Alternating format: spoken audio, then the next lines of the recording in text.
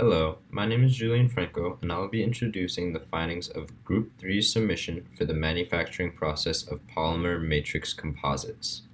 More specifically, the manufacturing process of a passenger tire. To manufacture a tire, each tire must go through 5 stages from sourcing materials to a fully completed product. During manufacturing, the tire will go through both a process and product layout, which will be further elaborated upon momentarily. But of course, just like any other process, there will be both advantages and disadvantages associated with the tire's fabrication. As Julian mentioned in the overview, the layout of the tire's manufacturing is a combination of process and product layout. When it comes to the initial stages of tire manufacturing, including sourcing materials and production of compounds, the layout lies in the processing realm, as all the material sourcing and production is done individually and in parallel. While the later stages of tire manufacturing, such as construction, curing, and inspection, represents a product layout, as these stages are done sequentially based on manufacturing steps. Now to look at the manufacturing process stage by stage. Stage 1 consists of material acquisition, where raw materials are supplied to the tire manufacturing industry by various branches.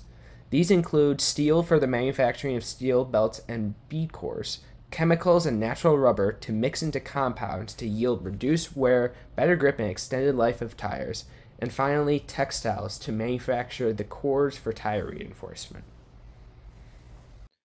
After the quality of each material has been verified and inspected, we move on to the manufacturing of individual components, and there are multiple components that is required in making a tire.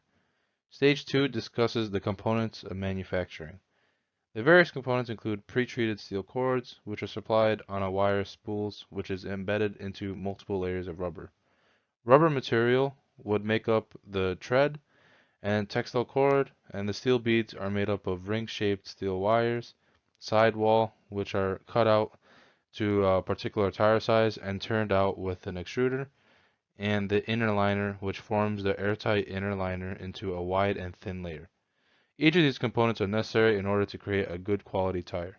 Stage 3 then discusses the tire construction, which following the creation of each of the individual components, the manufacturer combines the previous products on a tire building machine to assemble what is known as a green tire.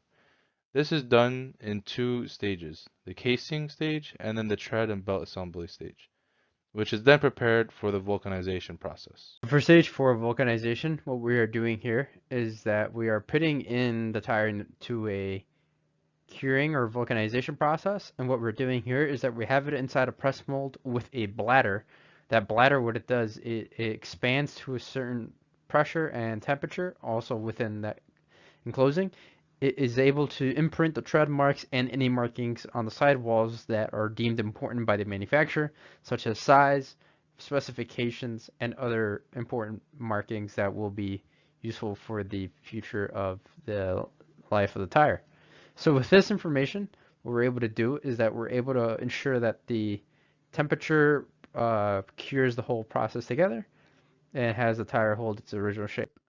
The nice thing about the method is that quality is all throughout the whole thing, and there's multiple checks and balances throughout the whole process as well. So the nice thing about it is, the quality engineers going through X-ray force inspection to make sure that tire is actually structurally sound, and then from there you can send it off to the future customer.